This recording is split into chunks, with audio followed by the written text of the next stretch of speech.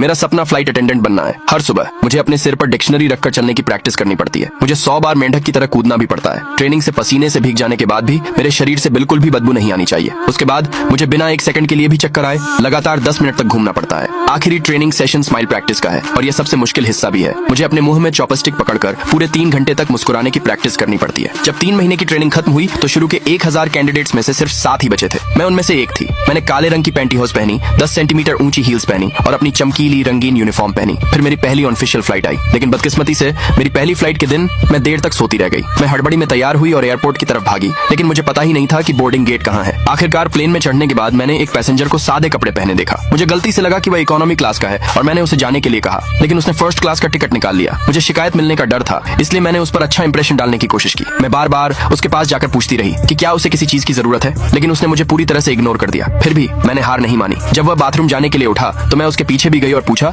कि क्या वह कुछ खाना चाहता है। आखिरकार पैसेंजर ने मुझसे 1 गिलास पानी लाने के लिए कहा, लेकिन सर्विस के दौरान मैंने या तो डिनर प्लेट्स गिरा दी या अपने बगल में खड़े कलीग्स से टकरा गई। फ्लाइट अटेंडेंट बनना मेरे लिए सच में बहुत मुश्किल है, लेकिन मैं ये नौकरी खोना नहीं चाहती। फिर भी काम के पहले दिन ही मुझे एहसास हुआ कि यह करियर वैसा बिल्कुल नहीं है जैसा मैंने सोचा था। हालांकि मैंने अपनी गलतियों को सुधारने की पूरी कोशिश की, फिर भी मुझे मेरे सुपरवाइजर के ऑफिस में बात करने के लिए बुलाया गया और सभी से सामूहिक डांट पड़ी स्टोरी पसंद आई हो तो चैनल से जुड़ जाना। मैं जल्द अगला पार्ट शेयर करूंगा।